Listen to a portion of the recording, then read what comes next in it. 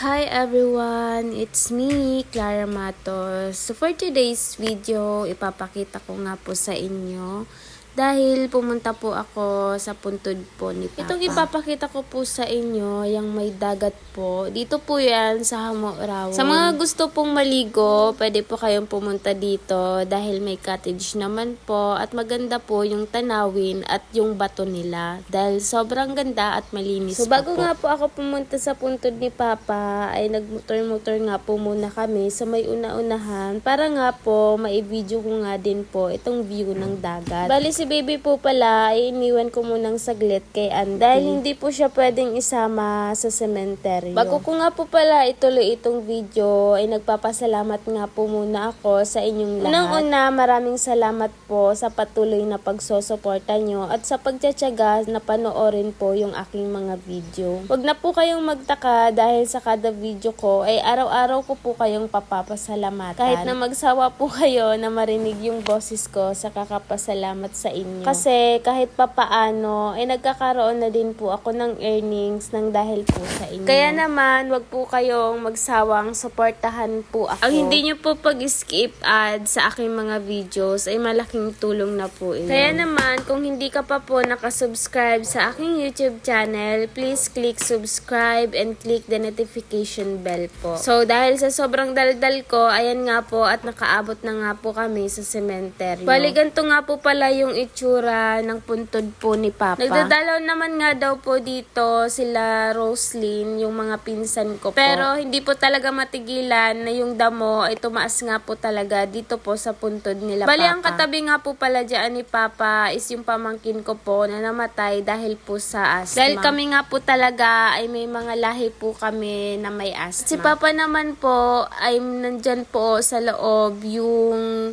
bones po ni Lola. Bali, itinabi na nga lang din po at tinanggal po yung bones ni Lola para po itabi po kay Papa. At kapag nga po pala nakuha ko na yung lamsam sa SSS ni Papa, ay papalapidahan ko nga din po siya.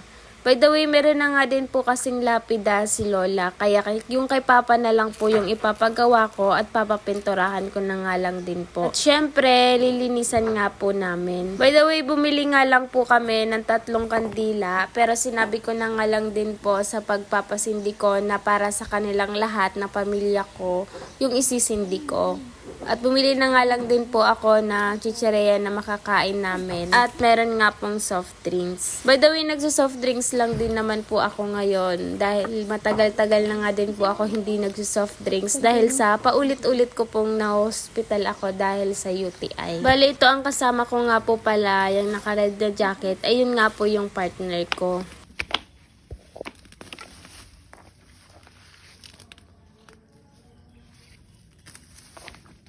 Ang lapid Ay, sige, Papa naman lang pala ang ipapagibuhan lapid. Ano, day? Day naman ito kilula. Nagpagibuhan. Nawala po sa picture. Kuyo.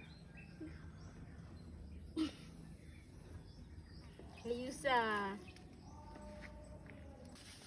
Uni. Sigarilyo. Hiniki. Papa. Kasuba ko pa kamote? Ano oras kita gaabot yung mare? Bye-bye. Bye. Love you. At mga ilang minuto nga po ay umalis na nga lang din po kami kasi hapon na po at baka po maabutan pa kami ng gabi.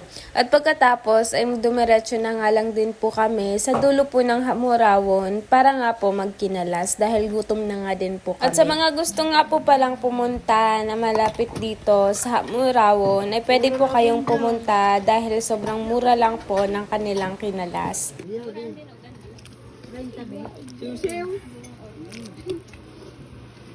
At yung tagahugas nga po ng plato nila ay talaga naman pong vlogger din pala sa Facebook. At ayun ay nagvo-voice over nga po siya. Pakinggan nyo na lang po. Dapat si Erica Pineda ang voice over mo.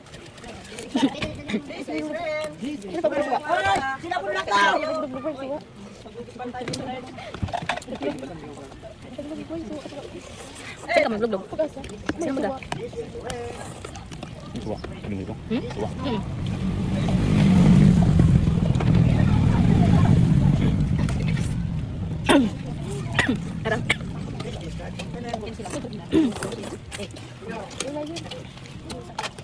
Bisan yung bakal lang kami, be.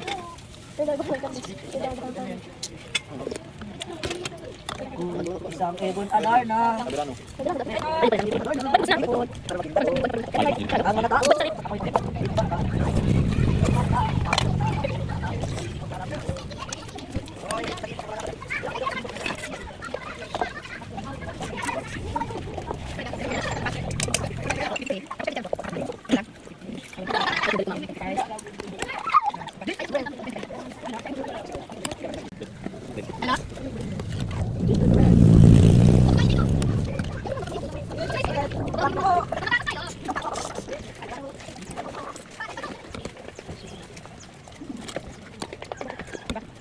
At pagkatapos nga po namin kumain, ay umuwi na nga din po kami agad dahil baka nga po iyak na ng iyak Yun na nga lang po muna for today's video. Maraming salamat po sa inyong lahat. Thank you for watching. Bye-bye!